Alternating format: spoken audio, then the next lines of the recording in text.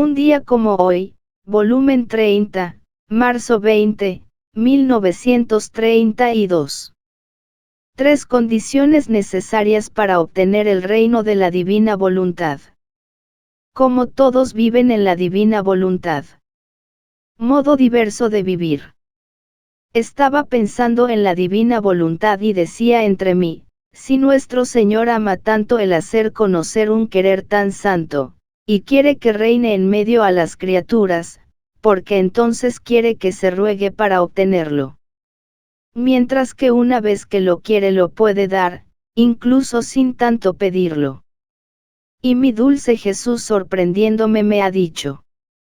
hija mía, el conocer mi divina voluntad es la cosa más grande que yo puedo dar y la criatura puede recibir, y su reinar es la confirmación de su gran don, y el desarrollo de su voluntad conocida. Por eso es necesario pedirlo, con pedirlo se dispone, forma en sí la morada real donde recibirlo, con pedirlo adquiere el amor para amarlo, adquiere las dotes de sacrificio que se requieren para poseerlo, y conforme se pide, el querer humano pierde su terreno, se debilita, pierde la fuerza y se dispone a recibir el dominio del querer supremo, y Dios viendo que le ruegan se dispone a darlo. Se necesitan las disposiciones de ambas partes para dar nuestros dones celestiales. ¿Cuántos dones queremos dar? Pero como no son pedidos los retenemos en nosotros mismos, esperando darlos cuando sean pedidos. El pedir es como si se abriera el comercio entre el Creador y la criatura. Si no se pide, el comercio está cerrado, y nuestros dones celestiales no descienden para ponerse en giro sobre la faz de la tierra. Por eso, la primera necesidad indispensable para obtener el reino de la divina voluntad, es pedirlo con plegarias incesantes, porque conforme se pide, así nos llegan las cartitas, ahora de premuras, ahora de súplicas, ahora de acuerdo que quieren hacer con nuestra voluntad, hasta que llegue la última carta del acuerdo final. Segunda necesidad, más indispensable que la primera, para obtener este reino, es necesario saber que se puede tener. ¿Quién puede pensar en un bien, desearlo, amarlo, si no sabe que lo puede obtener? Ninguno. Si los antiguos no hubieran conocido que debía venir el futuro Redentor, ninguno lo habría pensado, ni pedido, ni esperado salvación, porque la salvación, la santidad de aquellos tiempos estaba fijada, concentrada en el futuro Salvador celestial. Fuera de esto no se podía esperar ningún bien. Conocer que se puede tener un bien forma la sustancia, la vida, el alimento de aquel bien en la criatura. He aquí el por qué los tantos conocimientos sobre mi voluntad que te he manifestado, a fin de que se pueda conocer que pueden tener el reino de mi voluntad. Cuando se conoce que un bien se puede tener, se usan las artes, las industrias, y se empeñan los medios para obtener el intento. El tercer medio necesario es conocer que Dios quiere dar este reino. Esto pone los fundamentos, la esperanza cierta para obtenerlo, y forma los últimos preparativos para recibir el reino de mi divina voluntad. Un bien que se quiere y suspira, saber que quien lo puede dar, ya lo quiere dar, se puede llamar el último golpe de gracia, y acto final para obtener lo que se quiere. En efecto, si yo no te hubiera manifestado que puedo dar, y quiero dar mi voluntad divina dominadora y reinante en medio a las criaturas, tú habrías sido indiferente, como todos los demás, a un bien tan grande, así que tu interés, tus plegarias, han sido efectos y partos de lo que has conocido. Y yo mismo cuando vine sobre la tierra, los 30 años de mi vida oculta, se puede decir que aparentemente no hice bien a ninguno, ni siquiera uno me conoció, estaba en medio a ellos inobservado, todo el bien se desarrollaba entre yo y el Padre Celestial, mi celestial Madre y el amado San José, porque sabían quién era yo, todos los otros nada. En cambio, cuando salí de mi ocultamiento y abiertamente me hice conocer diciendo que era propiamente yo el Mesías prometido, su Redentor y Salvador, y si bien con hacerme conocer me atraje calumnias, persecuciones, contradicciones, ira, odio de los hebreos, y la misma pasión y muerte, todos estos males que como lluvia tupida llovían sobre mí, tuvo origen porque yo haciéndome conocer, afirmaba lo que yo era en realidad, el Verbo eterno descendido del cielo para salvarlos. Tan es verdad, que mientras estuve en la casa de Nazaret, no conociendo quién fuera yo, ninguno me dijo nada, ni me calumniaron, ni me hicieron algún mal, en cuanto me develé, todos los males me cayeron encima. Pero el hacerme conocer era necesario, de otra manera habría regresado al cielo sin cumplir la finalidad por la cual vine a la tierra. En cambio, con el hacerme conocer, a pesar que me atrajo tantos males, en medio a esta vorágine de males formé a mis apóstoles, anuncié el Evangelio, obré prodigios, y mi conocimiento instigó a mis enemigos a hacerme sufrir tantas penas hasta darme la muerte de cruz. Pero obtuve mi intento, que muchos me conocieran en medio a tantos que no quisieron conocerme, y de cumplir mi redención. Yo lo sabía, que con hacerme conocer, la perfidia y soberbia de los hebreos me habrían hecho tanto, pero era necesario hacerme conocer, porque una persona, un bien si no se conoce, no es portador de vida, ni de bien. El bien, la verdad no conocidos, quedan obstaculizados en sí mismos, sin fecundidad, como tantas madres estériles que termina con ellas su generación. Ve entonces cómo es necesario que se conozca que puedo dar el reino de mi voluntad y que quiero darlo. Puedo decir que hay la misma necesidad como aquella de hacer conocer que yo era el Hijo de Dios que vino sobre la tierra.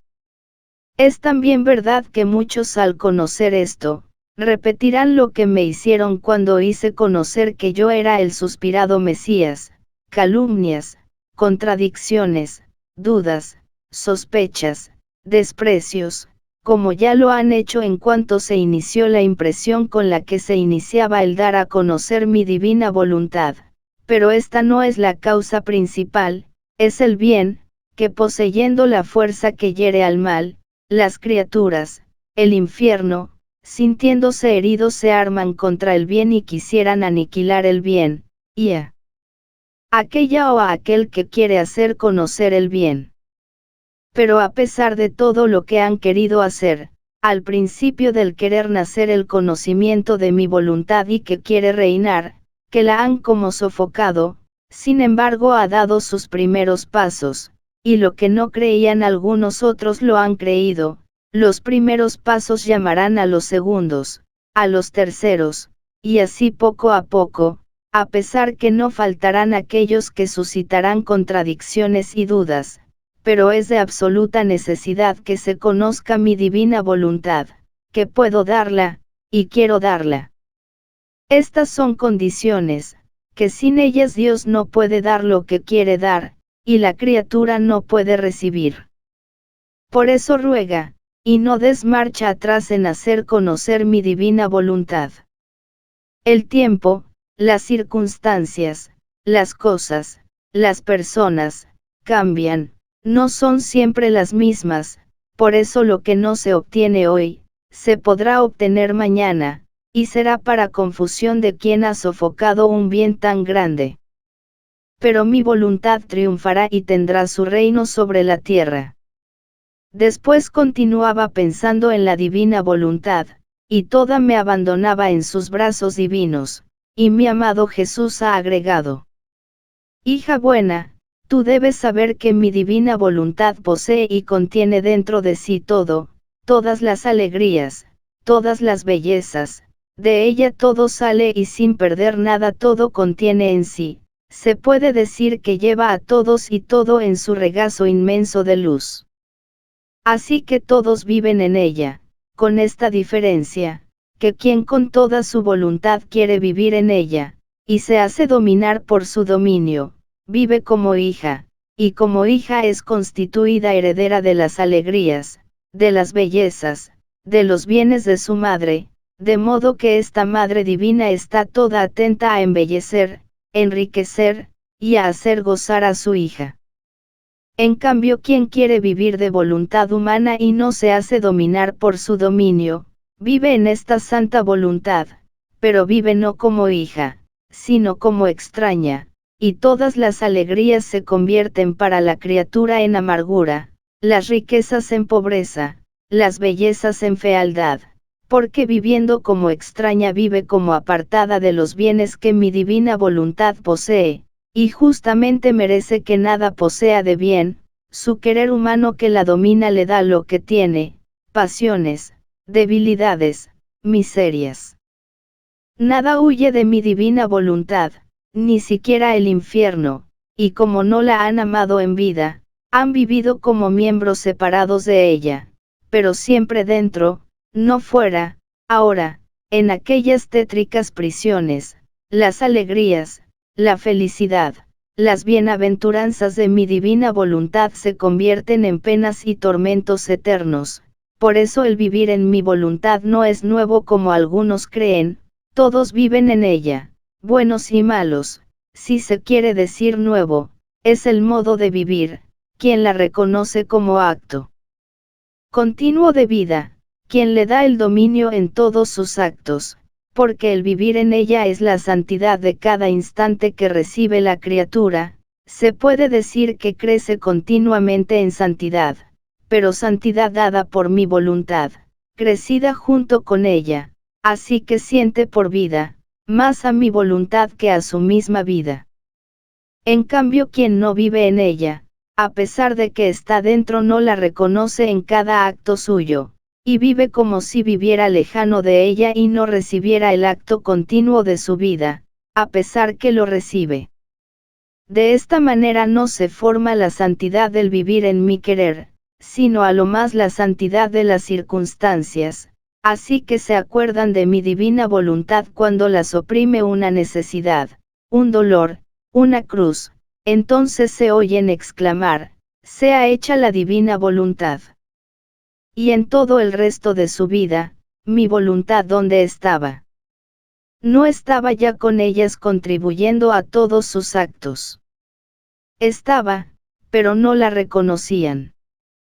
Sucede como a una madre que vive en su palacio, la cual ha dado a luz muchos hijos, algunos de estos están siempre junto a la madre, la cual infunde en los hijos sus modos nobles, los nutre con alimentos delicados y buenos, los viste con vestidos decentes, les confía sus secretos y los hace herederos de sus bienes.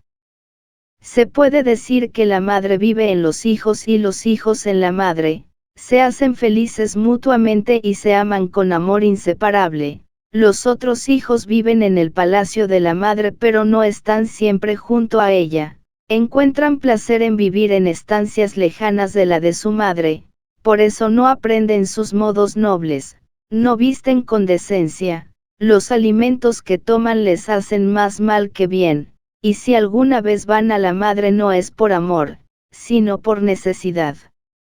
Por eso la gran diferencia entre uno y otro de estos hijos, pero a pesar de todo esto, en el palacio de la madre viven el uno y otro. Así es, todos viven en mi voluntad, pero solo quien quiere vivir de ella, vive en ella como hijo con su madre, todos los demás, a pesar que viven en ella, ni siquiera la conocen, otros viven como extraños, otros la conocen para ofenderla.